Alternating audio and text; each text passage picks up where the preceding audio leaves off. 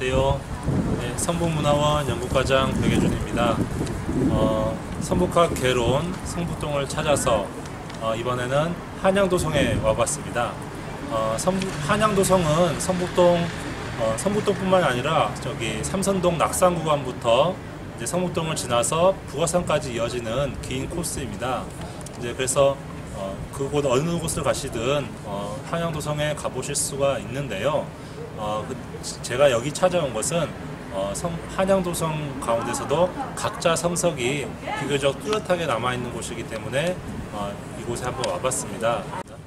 한양도성은 태조 이성계가 한양을 수도로 삼으면서 쌓기 시작한 도성입니다.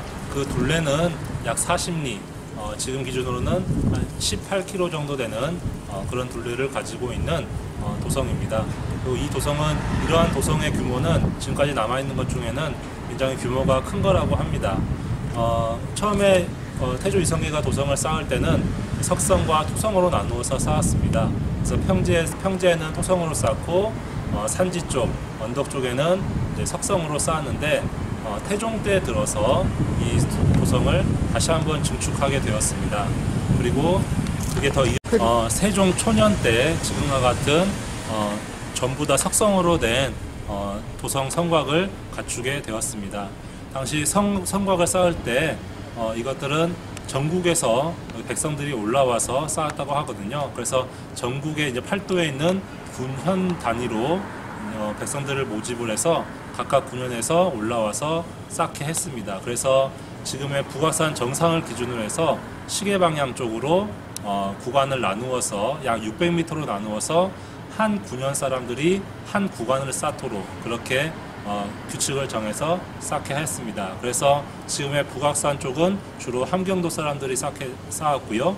그리고 이 성북동 쪽은 강원도 사람들이 많이 쌓았다고 합니다. 그리고 지금의 낙산 쪽, 삼선동 쪽은 지금의 충청도 쪽에서 왔던 사람들이 많이 쌓았다고 합니다.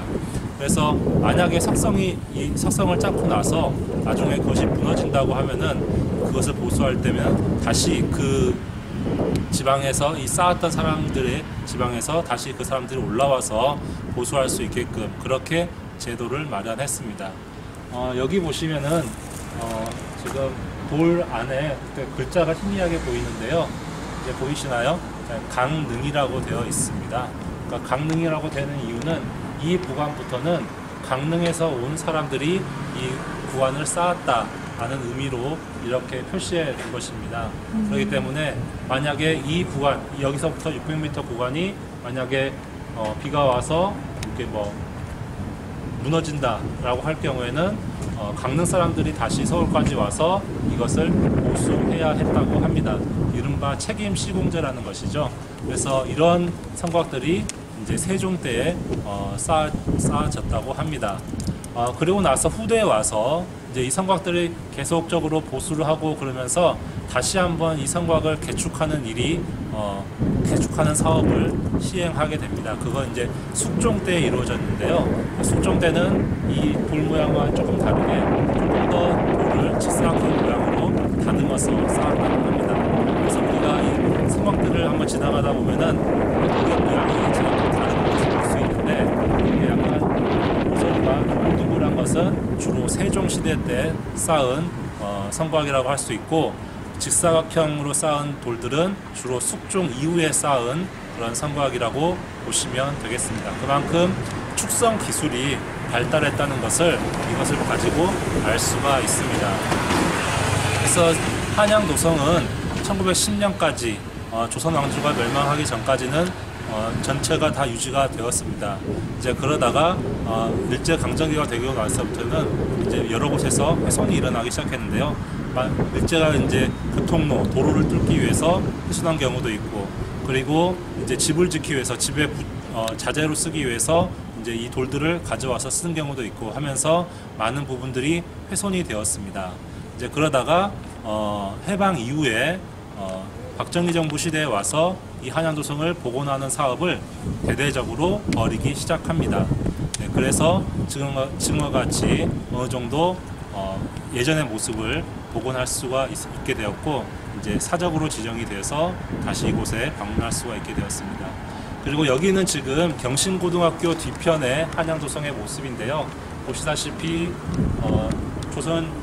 조선이 망하고 나서 한양도성이 어떻게 훼손되고 또 복원됐는지 그것들을 잘 확인할 수가 있는 구간입니다.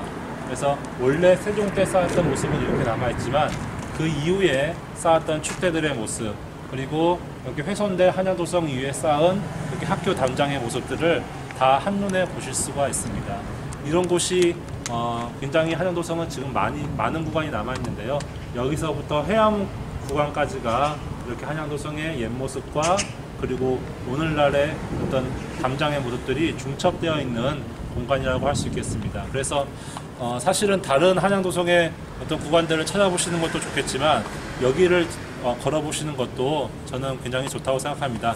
역사가 이렇게 바뀌어 왔구나, 역사의 시대가 바뀜에 따라서 한양도성이 이런 상처를 겪었구나 라는 것을 눈으로 확인하실 수가 있기 때문입니다.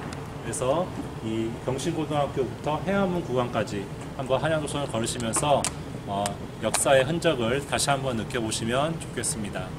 네, 이상으로 한양도성을 찾아서 이번 시간 마치도록 하겠습니다. 감사합니다.